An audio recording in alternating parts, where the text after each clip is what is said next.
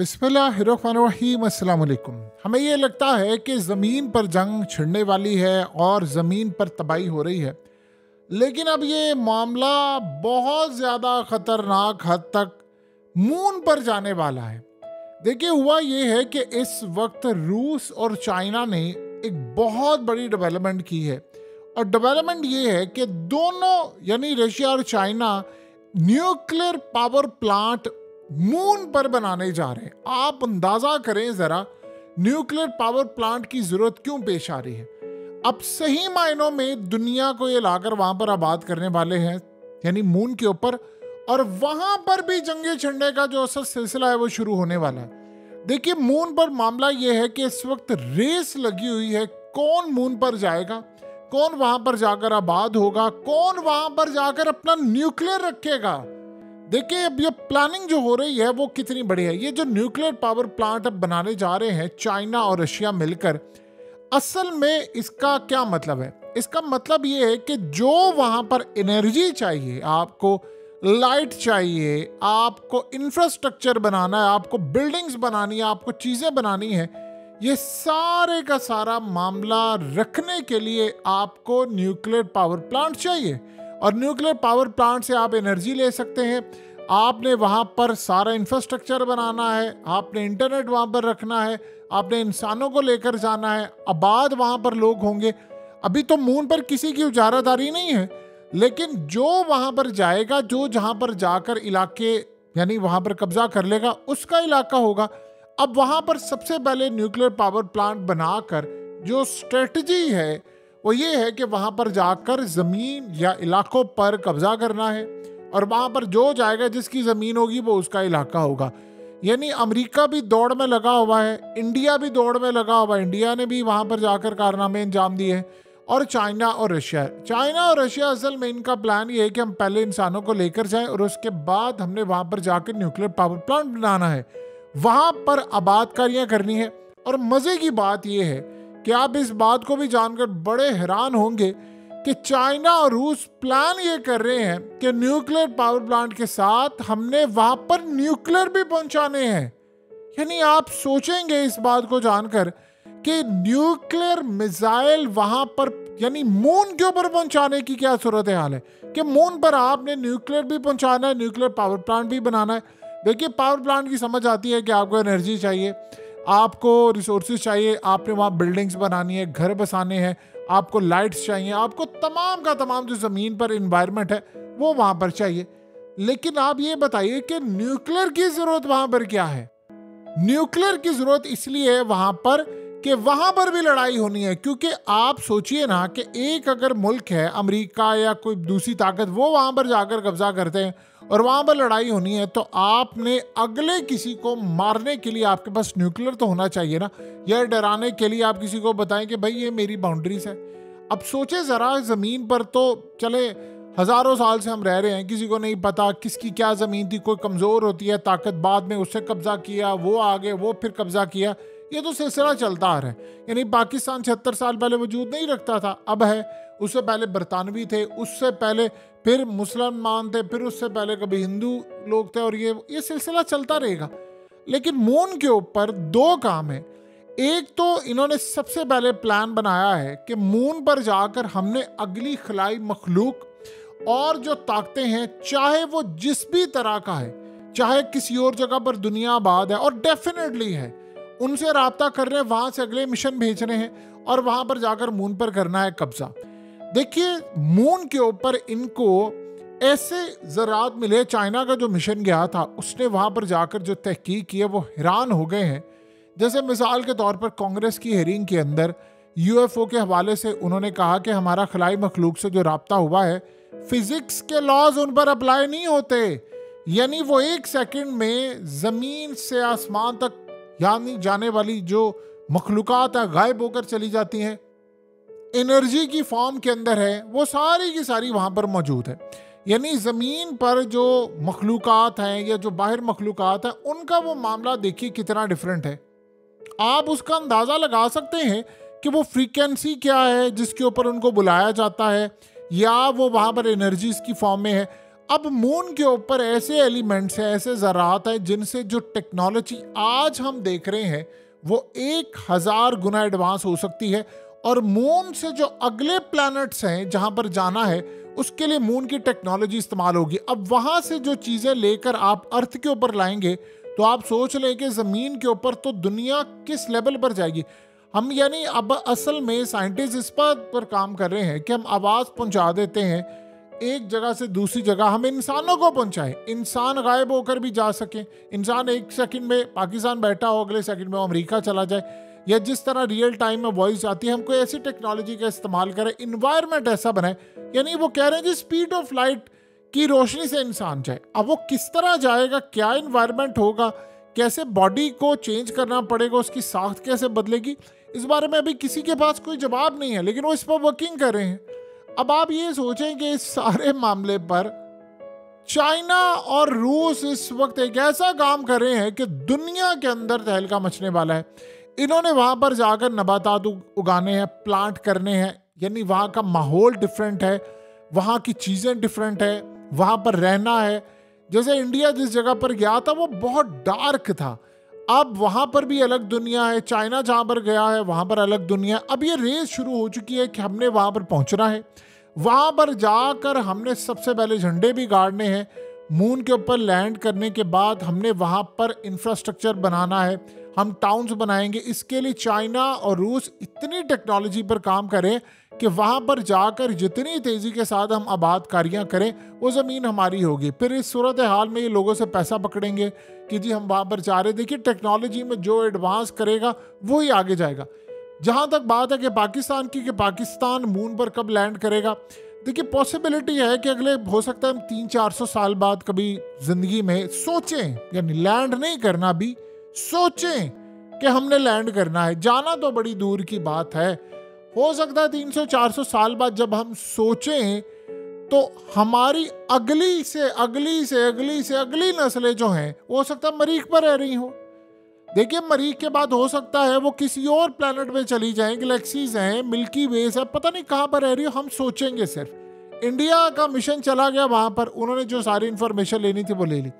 अब इस सारे मामले पर हो ये रहा है कि एक बड़ी अजीब सूरत हाल चल रही है कि हमने एक दूसरे को रोकना है।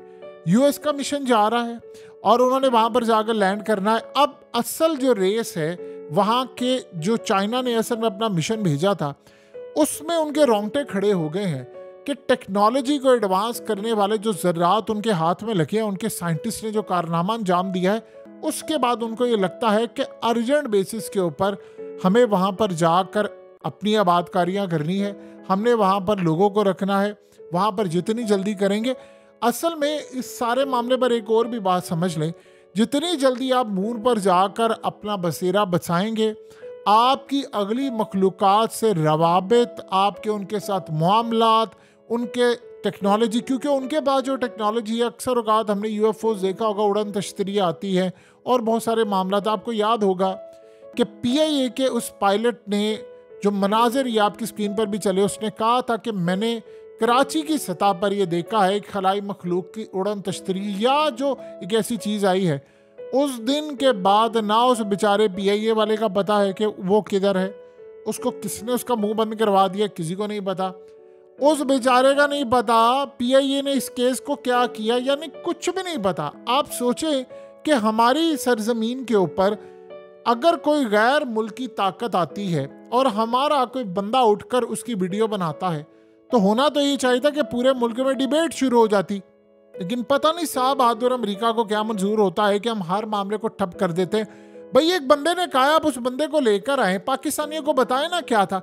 अमेरिका के अंदर हालिया बताया गया है, उन्होंने एयरफोर्स से और उसके अलावा पायलट से उन्होंने कहा कि तकरीबन 200 के करीब उन्होंने वाकयात ऐसे देखे हैं। कुछ ने वीडियोस बनाकर नासा को भेजी हैं, कुछ ने गवर्नमेंट को दी हैं। उन्होंने कहा 200 के करीब वाकयात ऐसे रिपोर्ट हुए हैं जिसमें पता ये चला है कि जब हम जहाज उड़ा रहे होते हैं कि कुछ अजीबो गरीब किस्म की उड़न तश्तरी टाइप चीज़ें आती हैं जो हम देखते हैं और वो गायब भी हो जाती है। हमारे आगे पीछे से भी गुजरी हैं, कुछ की वीडियोस बनाई हैं और उन्होंने उनको प्रोवाइड भी एविडेंस कर दी है। अब आप ये सोचें कि वो जाहिर सी बात है, देखिए जिस तरह हम कोशिश कर रहे हैं कि हम मून पर जा रहे हैं और चाइना अब जाने की कोशिश कर रहा है और ये सारे रेस में लगे, इसी तरह बैरूनी ताकतें भी तो हैं ना, वो भी तो कोशिश कर रही हैं। जैसे अब मिसाल के तौर पर देखिए, सूरज की रोशनी जमीन पर जब आती है तो 8 मिनट लगते हैं उसको, यानी हम सूरज जो एक्टिविटी सूरज परफॉर्म कर रहा है वो जमीन तक आते आते 8 मिनट का फासला लेते। सूरज आज बंद हो जाए तो आपको 8 मिनट तक हमें नहीं पता चलेगा। इसी तरह बहुत सारे जो प्लैनेट्स हैं जो अरबों साल पहले उनको लगता है टाइम जमीन तक उनकी एक्टिविटीज आने का, तो जो अरबों साल पहले उन्होंने एक्टिविटीज कर दी है, बिग बैंग कैसे शुरू हुआ था कायनात के अंदर, उनकी सारी रोशनी तस्वीर की सूरत में मौजूद है। ये जो अभी जेम्स वेब गया है ये यही तो काम कर रहा है कि वहां पर जाकर सारा कुछ देख रहा है, पुराने वक्तों को जो हम अरबों साल बाद देखेंगे शायद, वो अब अरबों साल पीछे जाकर देख रहा है, तो वो वहां पर तो चीजें मौजूद है। अब हमारा जहां तक मामला ये है, हमें ये देखना है कि हम कहां पर खड़े हैं, यानी हम जमीन के अंदर, क्या उधर भी अगर हम चले जाएंगे तो IMF से वहां पर जाकर कोई पैसे से मांगेंगे? यानी आप ये सोचे ना कि दुनिया का मामला क्या है कि वो न्यूक्लियर पावर प्लांट बना रहे हैं कि हमने वहां पर जाकर लड़ाई करनी है, हमने वहां पर जाकर और मखलूकात से रवाबित करनी है। हो सकता है कि उसके बाद वो किसी और प्लैनेट पर वहां से जाएं।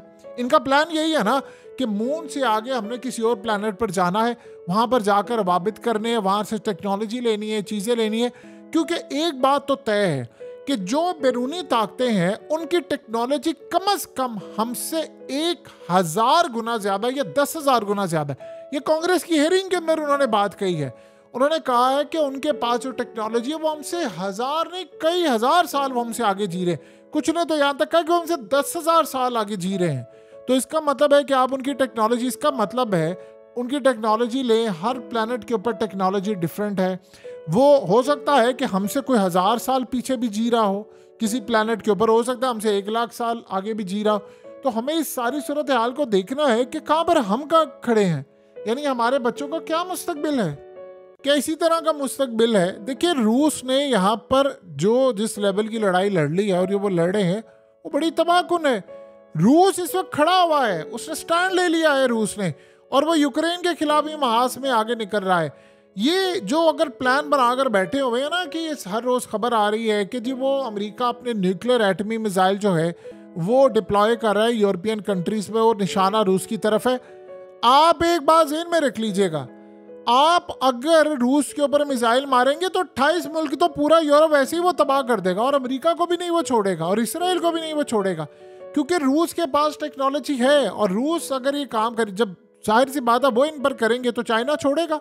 जितनी बड़ी ताकतें, इनको बड़ा शौक है ना कि ये करने का, ये दुनिया तबाह हो जाएगी। ये दुनिया तबाह होना हो, कम से कम अर्थ तो तबाह हो जाएगी। और इस सूरत हाल के अंदर रूस के प्लान जो है, देखिए आपको एक लीडर चाहिए होता है। अब प्यूटिन ने क्या कहा, उसने कहा मैंने वर्ल्ड ऑर्डर के टुकड़े टुकड़े कर देने हैं। उसने कहा माँ बाप के अलावा कोई और नस्ल नहीं होती, जिनसी नहीं होती जिससे बच्चे पैदा हो। उसने कहा कि हमने काम करने नहीं, हमने सारी ऑर्गेनिक चीज़ें रखनी है, निज़ाम हमने ये रखना है, हमने सारा कुछ करना है। वो उनकी सोचें देखें, वो कह रहे हैं कि हमने न्यूक्लियर रिएक्टर बनाना है, पावर प्लांट बनाना है, हम सारी सूरत हाल वहाँ पर रखेंगे जाकर। आप सोचे ज़रा, वो मून के ऊपर न्यूक्लियर का सिलसिला सारा रख रहे हैं, एनर्जी के लिए भी और जंग के लिए भी। और उसके बाद वो कह रहा है कि हमने इन वैल्यूज़ को ख़त्म करना है, कोई हम जिस परस्ती नहीं होगी, रूस के अंदर कुछ भी नहीं होगा। दुनिया के खूबसूरत तरीन लोग रूसी हैं, लेकिन आप सोचिए उन्होंने वहाँ पर क्या प्लान बनाया। इन्होंने वहाँ पर, ये आपको या हमें लगता है कि जो वो यूक्रेन का मामला था, वो बंदा वर्ल्ड ऑर्डर के टुकड़े टुकड़े करने जा रहा है। वो कहता नहीं मैं ये नहीं होने दूंगा, किसी सूरत नहीं होने दूंगा। वो क्या कह रहा है, वो कह रहा है बच्चे ज्यादा पैदा करो। आप सोचे जरा, उसको समझ आ गई है कि बर्थ रेट को बढ़ाना है। वो कह रहा है कि हमने तलाक़ें ख़त्म करनी है, हमने मगरिब का काम नहीं यहाँ पर करना। तो रूस को वो तरक्की करके अगले लेवल पर लेकर जा रहे हैं। चाइना ऑलरेडी पहुंचा हुआ है। फैमिली सिस्टम तो चाइना के अंदर ही है कि वहाँ पर अब वो कह रहे हैं, पहले तो एक बच्चा नहीं उन्होंने करना था, इससे ज़्यादा नहीं था अलाउ।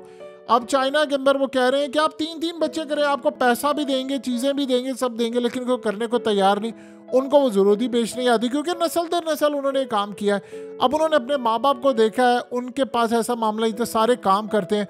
चाइना में मर्द भी काम कर रहा है, औरत भी काम कर रहा है, और वो उनको अब आदत पड़ गई है लग्जरी चीज़ें भी खरीदने की। तो समझते हैं कि हमें ज़्यादा काम करना पड़ता है, हम बच्चे नहीं संभाल पाते। तो ये करते करते जो मामला इस वक्त चल रहा है चाइना के अंदर और रूस के अंदर, वो अपने आप को करेक्ट कर रहे हैं कि यार हम कहाँ पर खड़े हैं। कभी हमें भी देख लीजिए कि हम कहाँ पर अपने आप को करेक्ट कर सकते हैं। लेकिन एक बात तय है कि दुनिया में इंटरेस्टिंग टाइम आने वाले हैं। ये सब मून पर जा रहे हैं, चले यही चले जाए, हमें कोई ना कोई इन्फॉर्मेशन तो देंगे ना दुनिया के हवाले से, वरना हम तो यहाँ पर बैठ कर फिर तुक्के ही मार रहे हैं और मुंह से ही फायर कर रहे हैं, उसके अलावा तो हमने कुछ भी नहीं करना।